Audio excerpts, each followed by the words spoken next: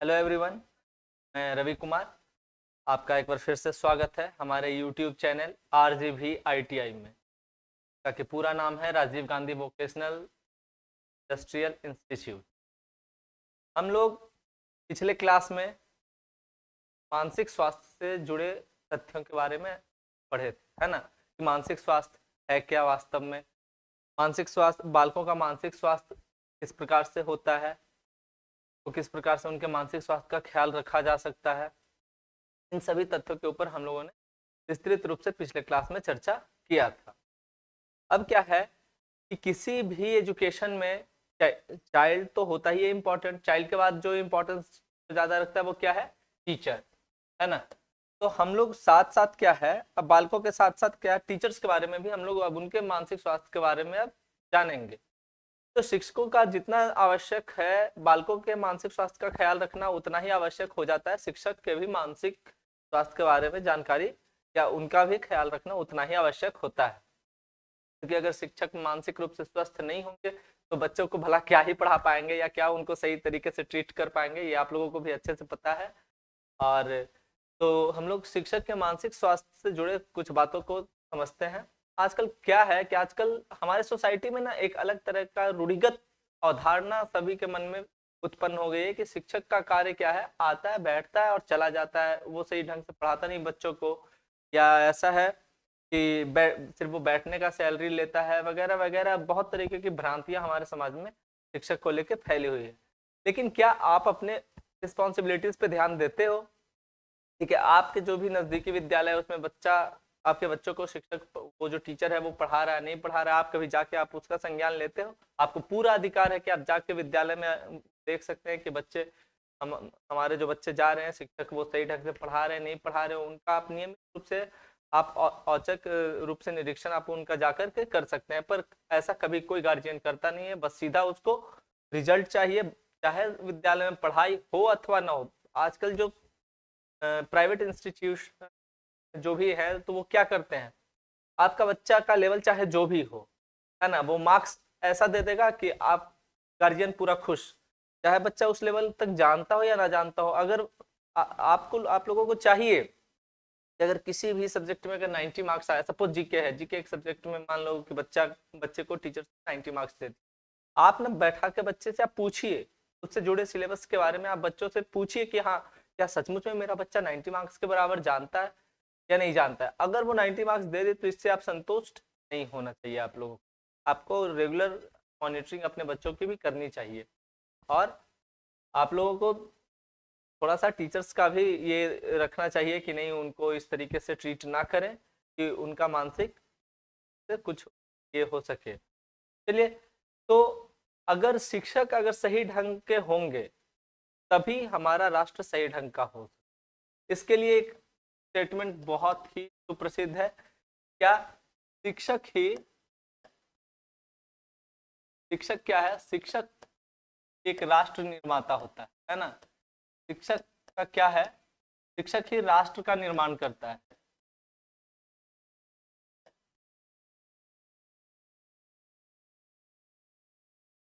शिक्षक क्या है, शिक्षक ही राष्ट्र का निर्माण करता है। कैसे हमारा देश किस तरीके का होगा, उसका निर्माण कौन करता है, शिक्षक ही डिसाइड करता है।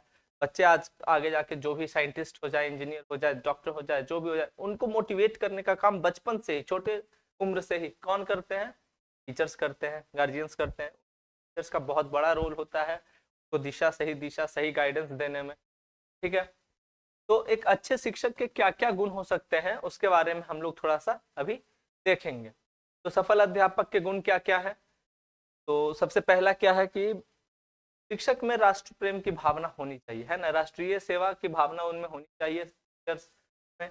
तभी वो बच्चों को इस तरीके से ट्रीट कर पाएंगे, बच्चे को इस तरीके से सिखा पाएंगे कि उन राष्ट्र के प्रति उनकी भावना को बढ़ाया जाए, कि बच्चों में, जो छोटे बच्चे होते हैं उनमें राष्ट्र प्रेम की भावना विकसित की जाए। अगर टीचर में होगा तभी वो बच्चों में उसको विकसित कर पाएंगे।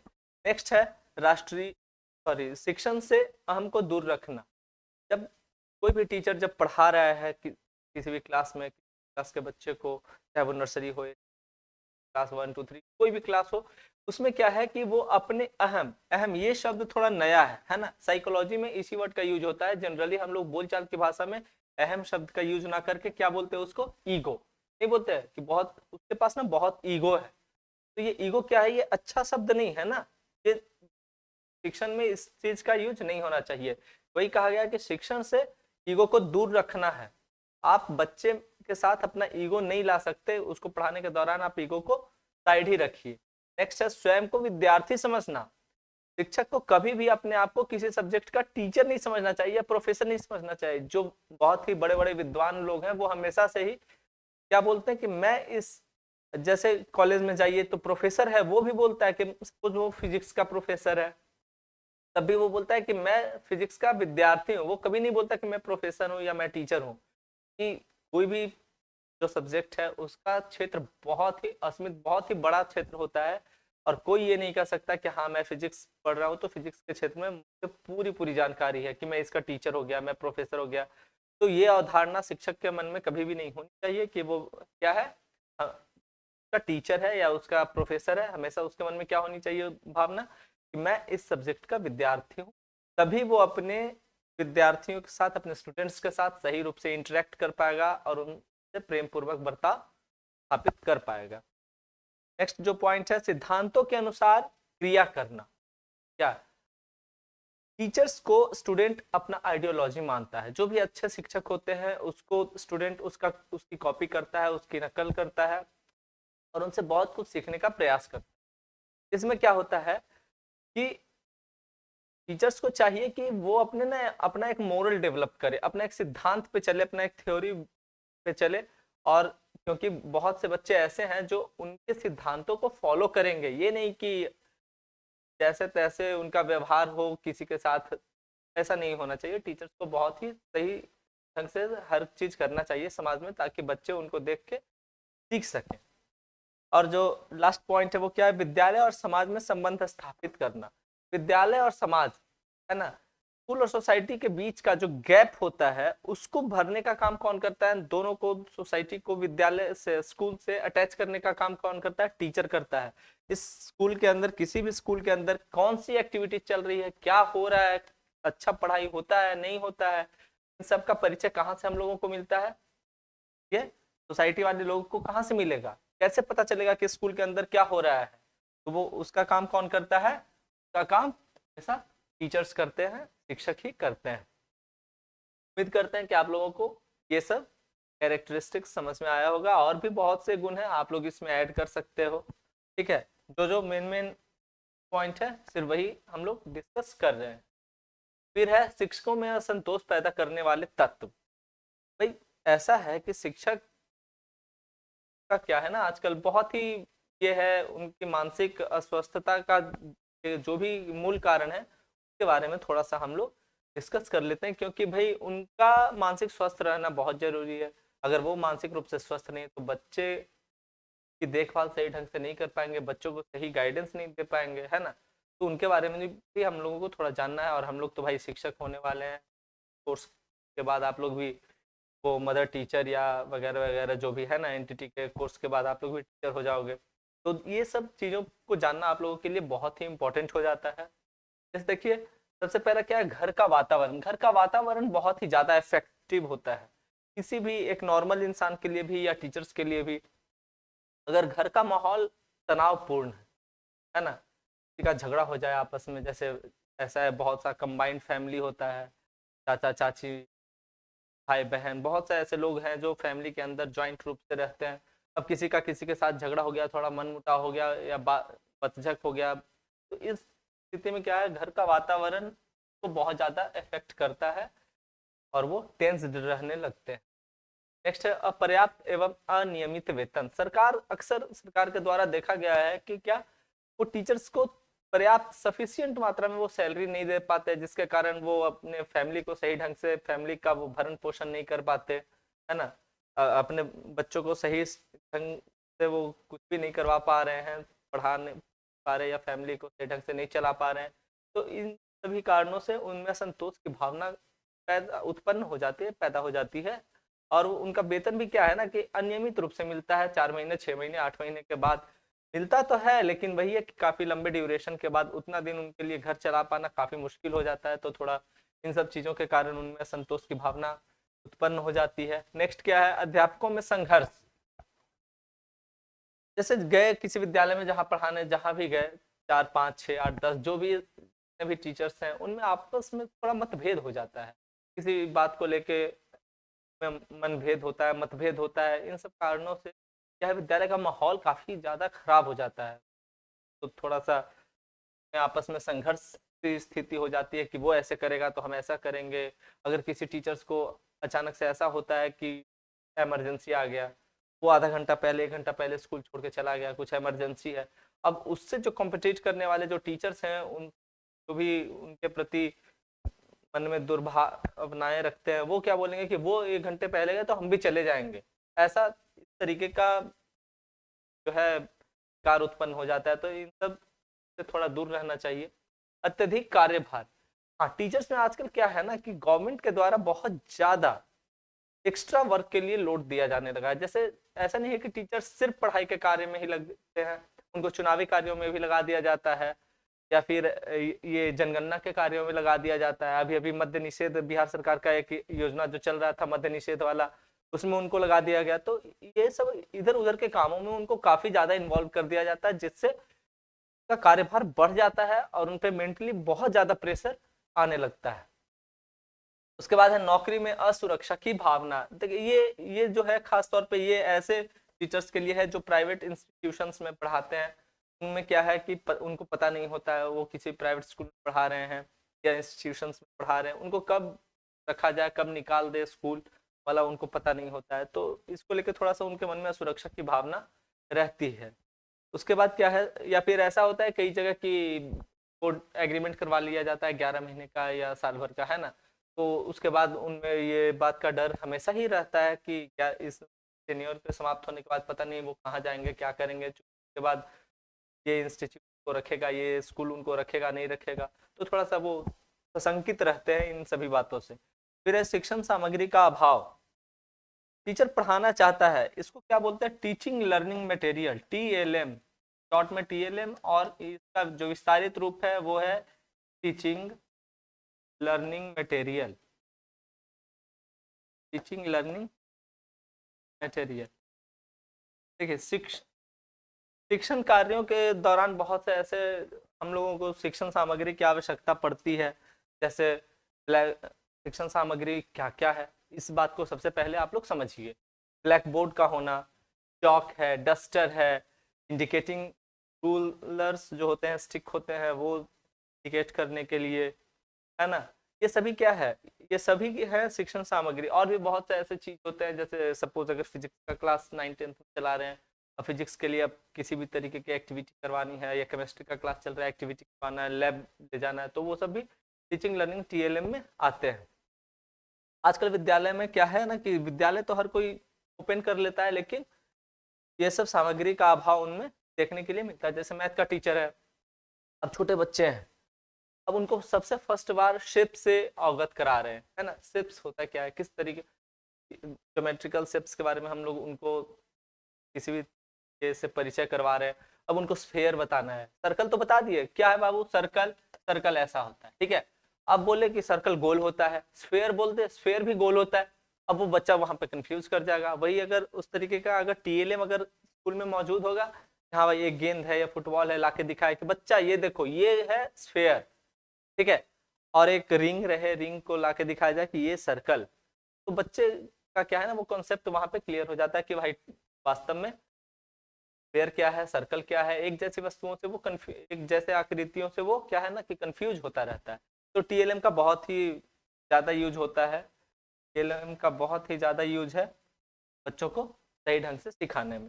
फिर विद्यालय का वातावरण, विद्यालय का वातावरण का क्या है कि अगर विद्यालय में शिक्षण के अनुकूल वातावरण ना हो तो शिक्षकों को पढ़ाने में काफी ज्यादा परेशानी का सामना करना पड़ता है। अक्सर ये देखा गया है कि शिक्षक वहां पढ़ाने में काफी कठिनाइयां महसूस करते हैं।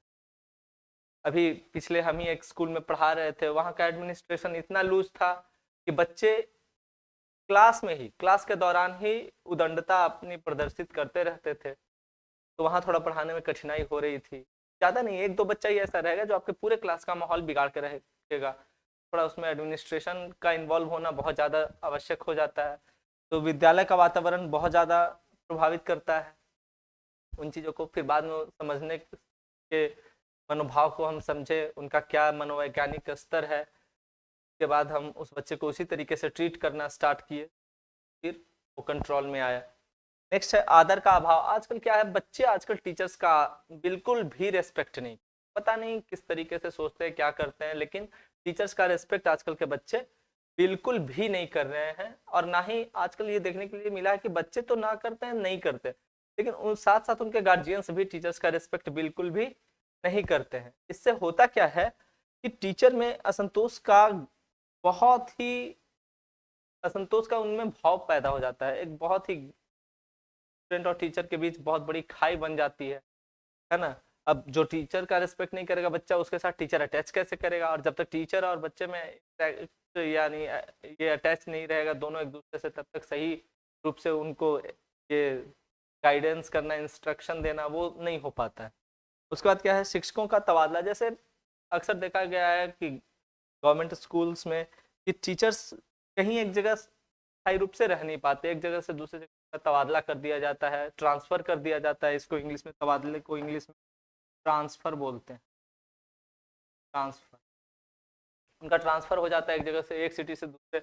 ऐसा है कि अभी कोई टीचर सपोज अगर पटना सिटी में है, पटना में है, और उसका ऐसे जगह ट्रांसफर कर दिया जाए किसी गांव में। अब क्या है कि इस चीज से, इस स्टेप से, गवर्नमेंट के इस स्टेप से उसके मानसिक स्तर पे काफी ज्यादा प्रेशर देखने के लिए मिलता है ना। क्योंकि वो वहां जाके एकोमोडेट नहीं कर पाएगा, एडजस्ट नहीं कर पाएगा, उसको टाइम लगेगा, तो थोड़ा वो सभी कारणों से असंतोष की भावना बनी रहती है। उम्मीद करते हैं कि ये असंतोष वाले तत्व आप लोगों को समझ में आया होगा। अब देखिए क्या है कि अगर टीचर्स में अगर असंतोष का भावना अगर उत्पन्न हो गया है, तो अब उसको रोकने के उपाय भी हम लोगों को समझ लेना चाहिए कि टीचर्स में अगर असंतोष का भावना है तो किस प्रकार से उनको रोका जा सके। तो शिक्षकों में मानसिक असंतोष रोकने के उपाय कौन कौन से हैं, आइए एक एक करके देखते हैं सभी को विस्तार से। क्या है कि नौकरी में सुरक्षा।